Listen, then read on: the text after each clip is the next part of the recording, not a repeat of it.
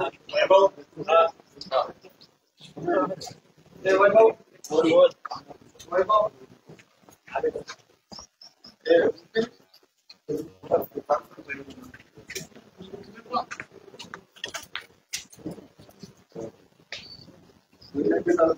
Hello hello hello केला नाही. Hello hello hello hello 1 2 3 mike check.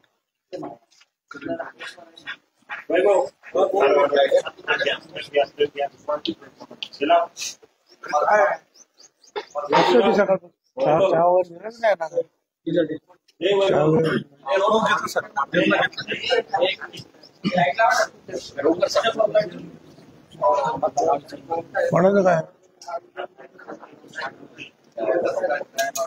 म्हटलं कसं काय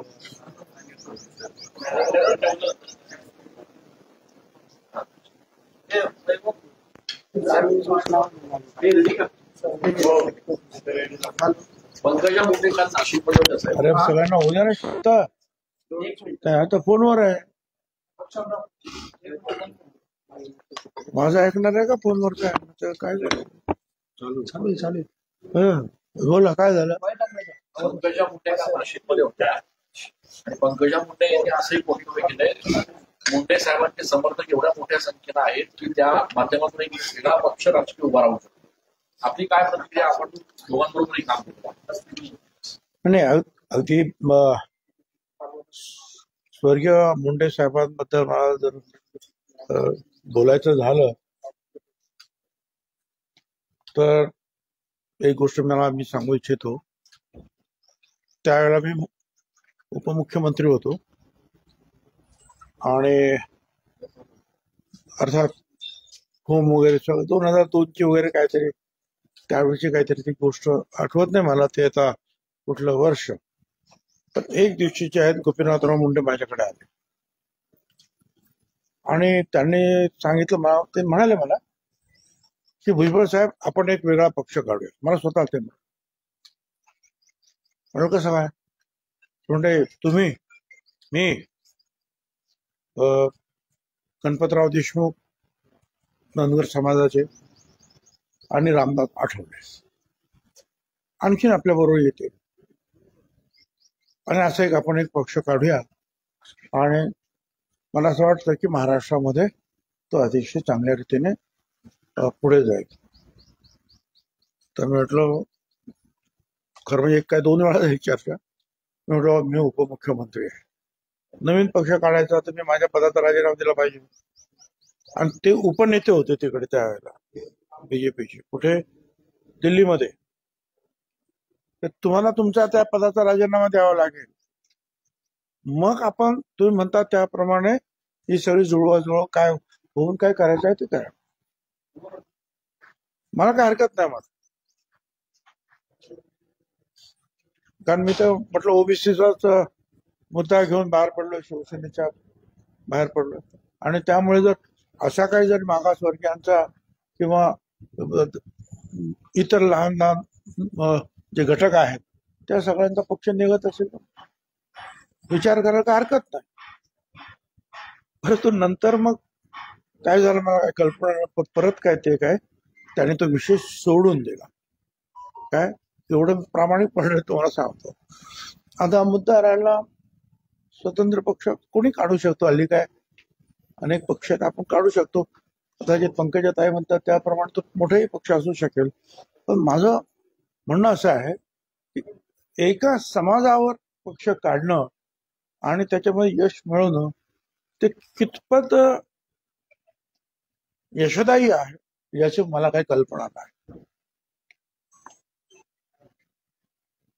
मग तो कुठलाही समाज असेल. आपल्या पुढाची उदाहरण आहे की काही काही समाजाने वेगवेगळ्या घटकांनी वेगवेगळे पक्ष काढले, ते कितपत चालले, कितपत त्यांना यश मिळालं त्याचा लेखाजोखा त्यांनी. पण त्यांनी काहीतरी अभ्यास केला असेल. पण त्यांनी ते म्हटलं म्हणून ते काय ताबडतोब काय पक्ष काढतील असं काय मला तर काय वाटत नाही. पण त्यांनी आपलं सांगितलं की त्यांच्या म्हणण्याचा अर्थ आपण असा घेऊया की स्वर्गीय मुंडे साहेबांना मानणारा वर्ग मोठा आहे, एवढंच याचा अर्थ आहे असं मला वाटतं. राज ठाकरे आणि देवेंद्र फडणवीस यांची आज भेट झाली. आगामी मुंबई महापालिकेसंदर्भामध्ये ही भेट असल्याच्या चर्चा सुरू आहे. मला काही कल्पना नाही त्याची भेट झाली की नाही हे सुद्धा काही मला माहिती नाही. परंतु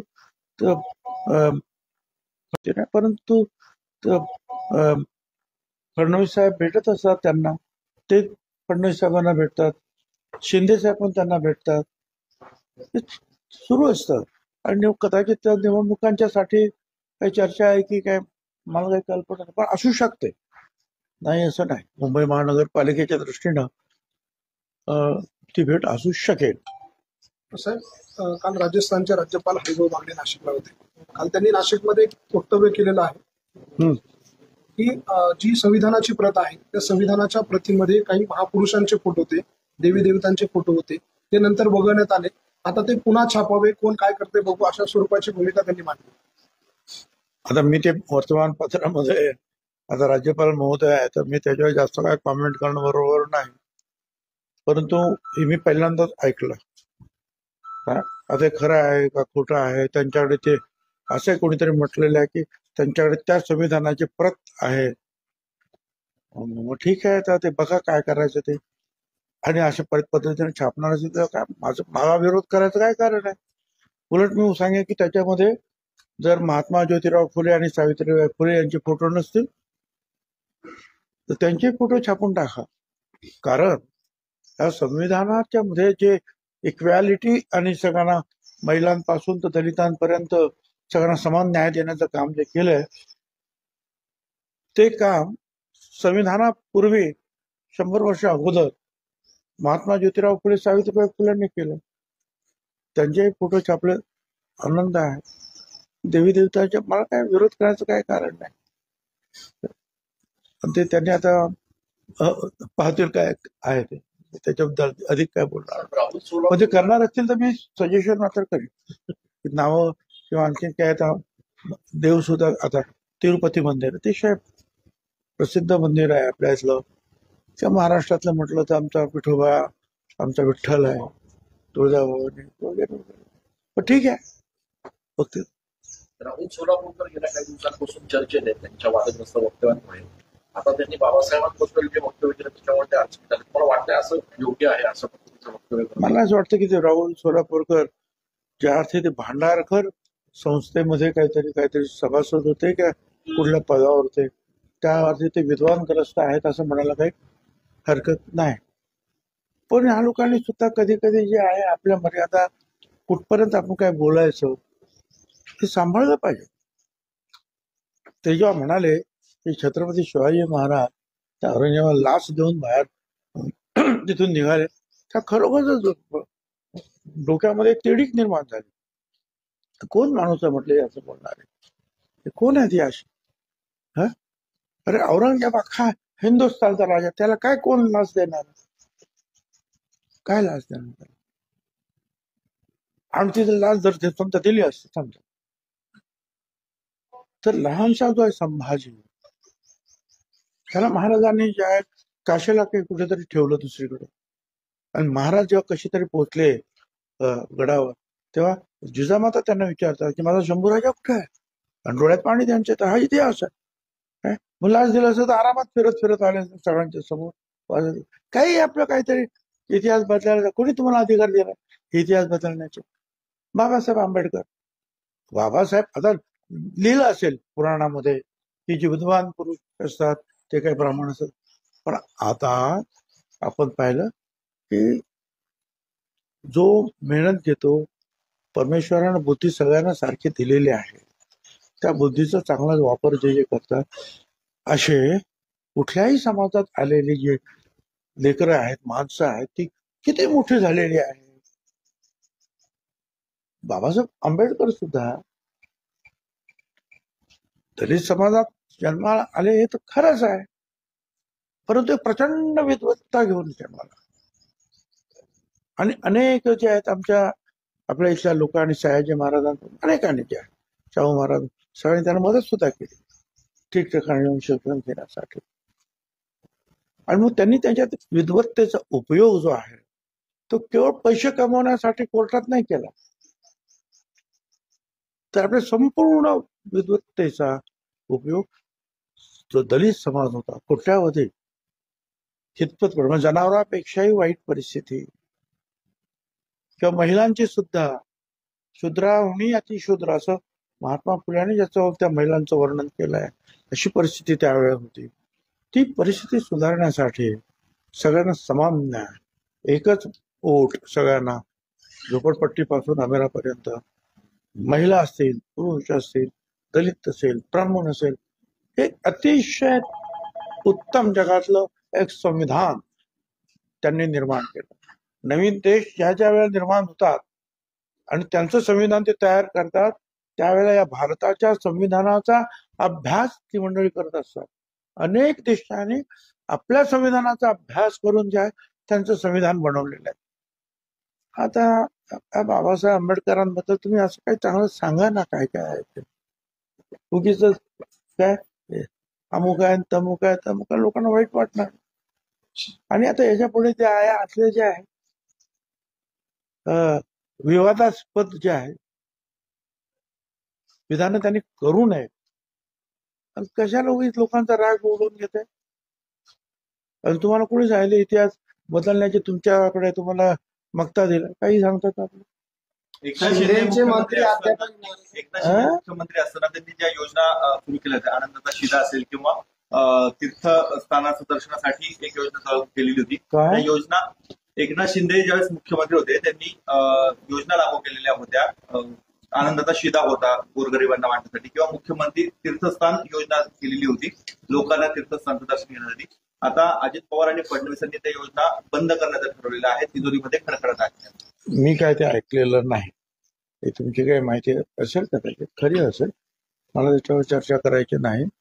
परंतु शिवभोजन जे आहे या बाबतीमध्ये मात्र आज 2000 केंद्र या महाराष्ट्रामध्ये आहेत आणि रोज 2 लाख लोक जेवतात आणि त्यांचा वर्षाचा खर्च जो आहे वर्षाचा खर्च 2 लाख लोक रोज जेवतात त्यांचा वर्षाचा खर्च 269 कोटी रुपये फक्त आहे.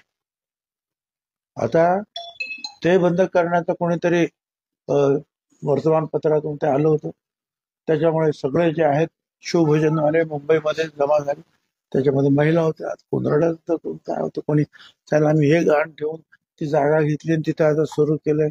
आणि तिथे मग तुम्ही सांगितलं CCTV लावा ते लावले फोटो काढा ते आम्ही करतो फर्निचर मांडलं सगळं आम्ही ते विकत घेतलं सगळं उभं केलं. आता हे जर बंद केलं तर 2 लाख लोक ते आणि आता 2000 केंद्रावर प्रत्येकी समजा 7-8 लोक काम करत असतील आणि त्यांच्या घरी त्यांचे प्रत्येकी 7-8 लोक असतील प्रत्येकावर अवलंबून तर एवढे सगळ्या लोक जे आहेत अडचणीत येणार. बरं आता आजकाल आम्ही जे काही कामं करतो जे करायला पाहिजे.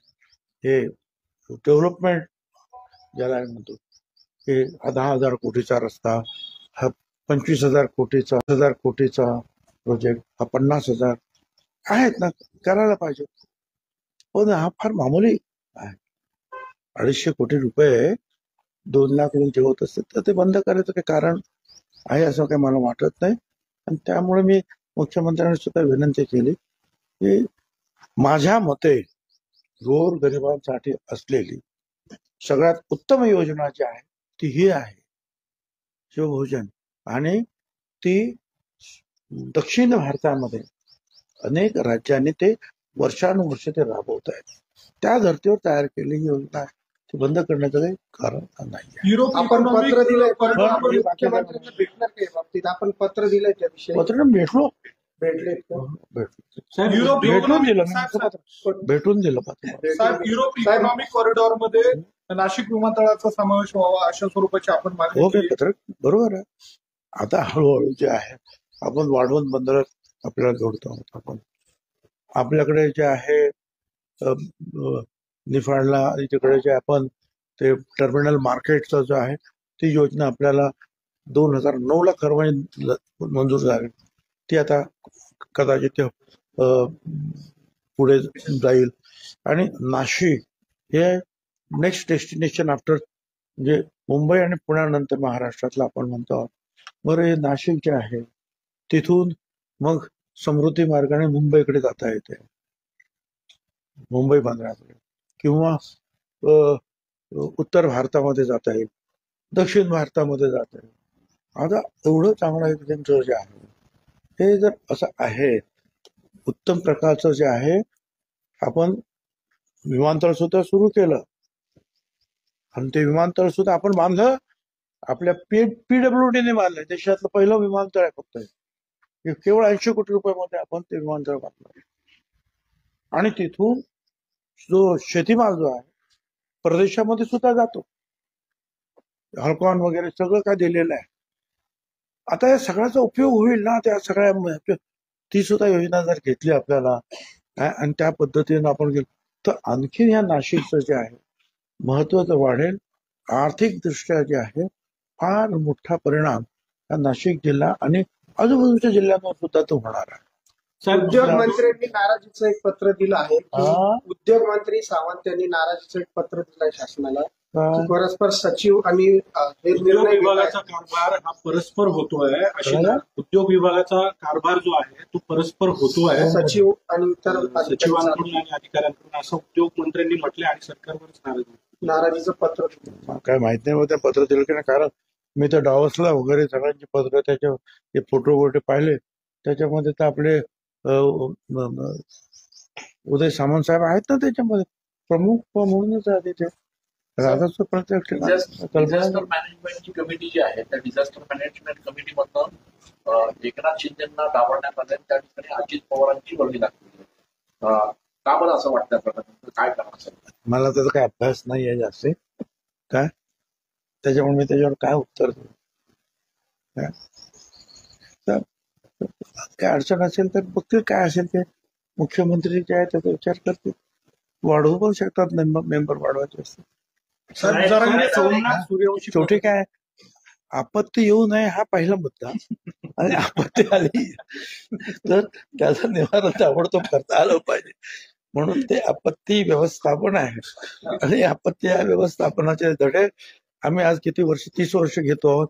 फार इस्रायलच्या टीम सुद्धा येऊन त्यांनी आपत्ती व्यवस्थापन त्याच्यावर चर्चा केलेली आहे.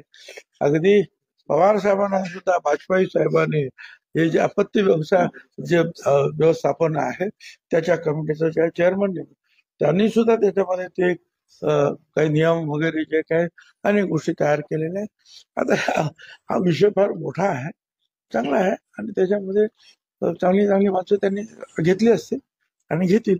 साहेब, सोमनाथ सूर्यवंशी हत्याकांडातील जे निलंबित पोलीस अधिकारी आहेत त्यांना मोठ्या मनाने माफ करा असं सुरेश धस म्हणतात. कोण? सुरेश धस म्हणतात. जे देशमुखांच्या त्यांनी वेगळा न्याय, सूर्यवंशीच्या वेगळा न्याय.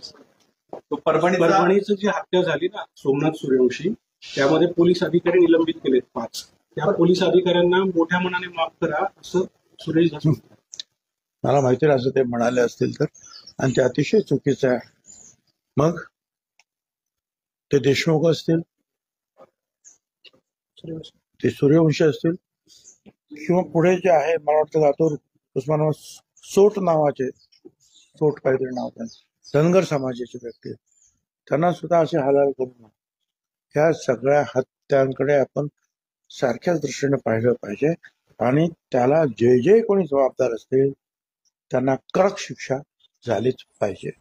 असा तुम्हाला हे करता येणार नाही.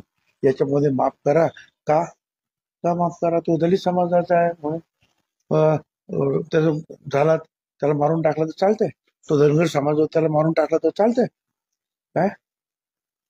कुठला न्याय आहे? संविधान आपलं आहे, देश आपला आहे.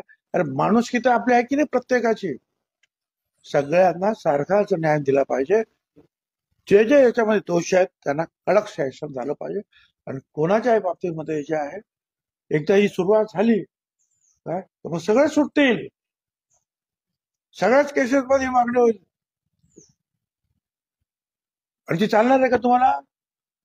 आणि तुम्ही सांगता म्हणून ते कोणी कोर्ट ऐकणार आहे का? आता एक मागचे काय ते म्हणाले बदलापूरचे कुठची तरी केस होती, त्यांच्या आई वडिलांनी सांगितलं की आम्हाला नाही केस चालू होती. बरोबर ना? काय झालं? कोर्टाने ऐकलं का? कोर्टाने सांगितलं ठीक आहे तुम्ही येऊ नका, आम्ही बघतो काय करायचं ते. तर कायदा कायद्याच्या दृष्टीने काम करेल. आणि सगळ्यांना सारखा न्याय मिळाला पाहिजे.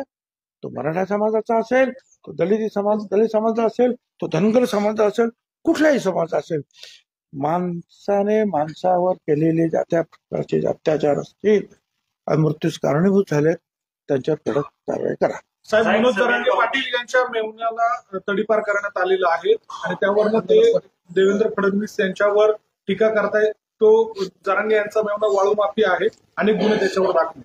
काय तर माहितीये तर मला काय ते मी पण ते ऐकलं, पण याच्या पुढे मला असं वाटतं ते काय अपेक्षा माहिती नाही.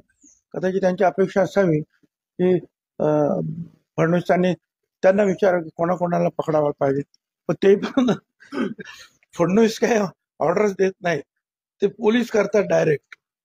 प्रत्येक गोष्ट जी आहे ही होम मिनिस्टरला विचारली जात नाही. स्थानिक लेवलला जे जे दोषी असतात त्यांच्यावर पोलीस कारवाई करतात.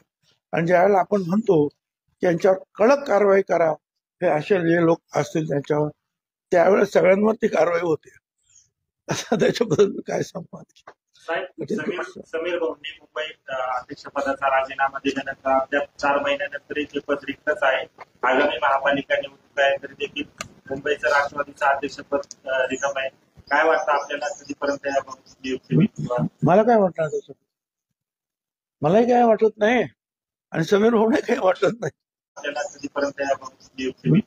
मला काय वाटणार तसं, मलाही काय वाटत नाही आणि समीर भाऊने काही वाटत नाही. काय आता ज्यांना त्या पक्षाची काळजी आहे काय तो त्याचा विचार करतील ना. साहेब, रामराजे निंबाळकर यांचं एक स्टेटस सध्या चर्चेमध्ये आलं आहे. सुरुवात तुम्ही केली, शेवट मी करणार. त्यांच्या बंधूंवर इन्कम टॅक्सचे छापे पडलेले होते, चौकशी सुरू केल्या 4 दिवसापासून. तर त्यांनी आज ते स्टेटस ठेवलेलं आहे की सुरुवात तुम्ही केली, शेवट मी करणार. कशाबद्दल काय? त्यांच्या बंधूंच्या घरी छापे पडलेले होते आणि ती सगळी चौकशी सुरू होती 4 दिवसापासून. हा, ते वाचलं नाही. तर त्या संदर्भात त्यांनी आज ते स्टेटस ठेवलं. स्टेटस मध्ये आता काय, आता माहित नाही तर त्याचा अर्थ काय, तर काही तुम्ही लावा. असंच एक स्टेटस मी मागे सहज ठेवलं होतं. काय कोणत्या खंजीर, आणि ते नेमकं काय ते त्यावेळी ती घटना झाली आणि नेमकं त्याला ते आपण जोडून टाकलं, ते मला आठवत. त्याच्यानंतर मी स्टेटस ठेवणं बंद करून टाकलं. फक्त त्याच्यामध्ये फोटो बिटो काय ठेवत नाही. बाकी मला वाटतं असेल कदाचित सक्त परेशान हो सकता है, पराजित नाही, तेवढं ठेवले. आणि आपण बसून चर्चा करणार होता, तुम्हाला फोन आला होता, काही चर्चा आली होती ना, फोन आला होता, पण चर्चा काही आली त्याच्यानंतर नाही. प्रयागराजमध्ये एवढ्या मोठ्या प्रमाणात स्टॅम्पेड होत आहेत, आगी लागत आहेत, त्या सगळ्या घटना घडत असताना आपल्याकडे 2 वर्षांनी सिंहस्थ असलं तरी पालकमंत्री पदावरून रिक्तच आहे. मागच्या कुंभमेळ्यात तुम्ही सगळं नियोजन केलं होतं, जबाबदारी घेतली होती, काय सूचना असतील प्रशासन? हे खरं आहे, मला मागच्या वेळेला जे आहे माझ्याकडे PWD खातं पण होतं आणि पालकमंत्री पण होतो मी, त्यामुळे आपण खूप कामं केली होती. म्हणजे त्र्यंबकेश्वर रस्ता आपण केला होता, शिर्डी रस्ता, पुणे रस्ता, त्याच्यानंतर outer ring road, inner ring road चर्चा होत होती, पण आपण ते करून टाकलं होतं. म्हणजे मुंबईहून आलंय आणि त्यांना जायचं त्र्यंबकेश्वरला, तर कामनाईवरून ते जाऊ शकतात आणि त्यांना नाशिकमध्ये यायचं, पुढे जायचं आहे तर तिथून ते म्हसरूळच्या इथे बाहेर पडू शकतात. किंवा धुळ्याहून आलेला मनुष्य त्याला जर पुण्याला जायचं असेल तर तो नाशिकमध्ये न येतात परस्पर जो आहे ओझरच्या तिथून ते शिंदे गावामध्ये त्या सिन्नरजवळ बाहेर पडून पुण्याला जाईल. अशा रीतीचं आउटर रिंग रोड आणि इनर रिंग रोड हे सुरू झाले. त्याच्यानंतर आपण एवढंच नाही, मला आठवतं की त्यावेळेला सुनील तटकरे यांच्याकडे काहीतरी मला जलसंपदा खातं वगैरे होतं आणि त्यांनी 200-300 कोटी रुपये दिले आणि आपण हा सगळा घाट जो आहे पुढेपर्यंत जो आहे तो पाहिलं असेल, आपण मैदान उभं राहिलेलं आहे, तिथपर्यंत आपण ते पाठवलं. नंतर सगळ्या मंदिरांची आपण डागडुजी केली, दुरुस्ती केली. लोकांना ताबडतोब येता आलं पाहिजे म्हणून आपण एअरपोर्ट तयार केलं, ते चांगलं केलं आपण ते. तर अशा सगळ्या गोष्टी केल्या होत्या आपण. आता मला सुद्धा आता हेच सांगायचं, आता सुद्धा या बाबतीमध्ये मी फडणवीस साहेबांना पण भेटलो आणि त्यांना पण सांगितलं की आपण सुद्धा जे आहे भारत सरकारकडे पत्र तर पाठवायला पाहिजे की आम्हाला आमचा सुद्धा आता कुंभमेळा येतो आहे, तर आम्हाला सुद्धा आता ही जी तयारी जी काय करायची आहे तर याच्यासाठी काही फंड्स भारत सरकारने सुद्धा आम्हाला दिले पाहिजे. तर ते पत्र ते लिहितात त्यांना किंवा अशी आम्हाला पण तुम्ही मदत करा, कारण त्यांनी इकडे मदत केलेली. आता जिथे प्रयागला कुंभमेळा सुरू आहे त्याची मोठी मदत त्यांनी केली आहे, तशी आम्हाला पण मदत तुम्ही करा अशी ते मागणी करतायत. आणि मला असं वाटतं की हे आता ते डवले साहेब आणि इतर सगळे लोकांच्या अधिकाऱ्यांच्या वगैरे मिटिंग झाले, मी ते वर्तमानपत्रातून वाचतोय ते सगळं, आणि त्यांनी ती तयारी काय सुरू केली आहे. माझं स्वतःचं एवढंच मत असेल की अगोदर हे जे आम्ही जे काय रिंग रोड आता जे तुम्हाला सांगितले त्याची एकदा पाहणी करून घ्या. त्याच्यात काय ते रस्ते मोठे करायचे आहेत का, ते काय कुठे खराब झाले आहेत का, त्याच्यात आणखीन काय चांगलं वाढीव काम करायचं ते तुम्ही ते करून घ्या. आणि ज्या फॅसिलिटीज आपण तयार करू त्याचा उपयोग करायला आपण शिकलं पाहिजे. कारण मी 2-3 कमिशनरना म्युन्सिपल कमिशनरना सांगितलं होतं की पुढे जे पटांगण तयार झाले बघा, आता अशी नदी जाते आपली आणि पुढे मोठं पटांगण तयार झालेलं आहे, तो घाट तयार झालेला आहे. मी सांगितलं की तिथे चांगला सुंदर रेलिंग टाकून द्या, एक स्टेज टाकून द्या, आणि पूर्वी जसं शनिवार रविवारी जे आहेत असे सार्वजनिक ठिकाणी बँड वादन इतर काही कार्यक्रम व्हायचे, तसे काहीतरी कार्यक्रम सुरू करा. बरोबर, लोक तिथे काही जसं लंडनला वगैरे हायड पार्क मध्ये वगैरे काही लहान मोठ्या सभा घेतात, बोलू देत लोकांना, त्याचा उपयोग करा. काय सांस्कृतिक कार्यक्रम कोणाला करायचे करू देत तिथे. काय हवं तर जरा व्यवस्थित 2-4 काय त्याला तुम्हाला लावायचे असतील काय जाहिराती वगैरे जे बोर्ड्स वगैरे त्यांच्याकडून पैसे घ्या. त्यांना सांगा की तुम्ही इथे जे आहे हे एवढं करायचं, त्याची साफसफाई तुम्ही ठेवायची आणि तिथे अतिक्रमण होणार नाही ते बघा. काही 2-4-5 चांगले स्टॉल्स तुम्हाला व्यवस्थित लावता येतील सारखे, की जिथे जर लोक चौपाटीवरून फिरायला आले काय तर तिथे त्याचा आनंद घेता येईल. अनेक मोठमोठ्या जाहीर सभा ज्या आहेत पक्षांच्या त्या सुद्धा आपल्याला तिथे घेता येतील. आता एवढं सांगून सुद्धा एवढी चांगली फॅसिलिटीज आहेत त्याचा आम्ही उपयोगच करत नाही. तर मग करायचं असेल तर अशा गोष्टी करा की ज्याचा आपल्याला पुढे सुद्धा उपयोग घेता येईल.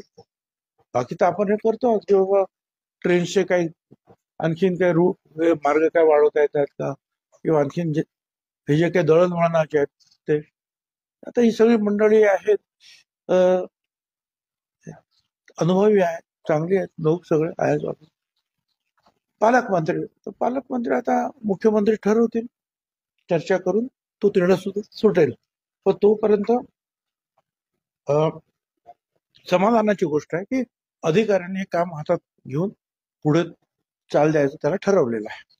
नाही आता सध्या कापूस खरेदी, कापूस साठवण्याच्या जे बॅग असतात तर त्याच्यामध्ये खालपासून वरपर्यंत रेट फिक्सिंग झालेलं आहे. शेतकऱ्यांना त्यामुळे फटका बसतोय. कृषी मंत्री आणि अधिकारी सर्वांचं त्याला अनुमोदन आहे. तर याबाबत सरकारने नेमकं काय करायला पाहिजे? मुख्य काय ते कृषी मंत्री ते लक्ष घालतील. तत्कालीन कृषी मंत्र्यांना धन्यवाद. आमच्या सहकार्याचा वाढदिवस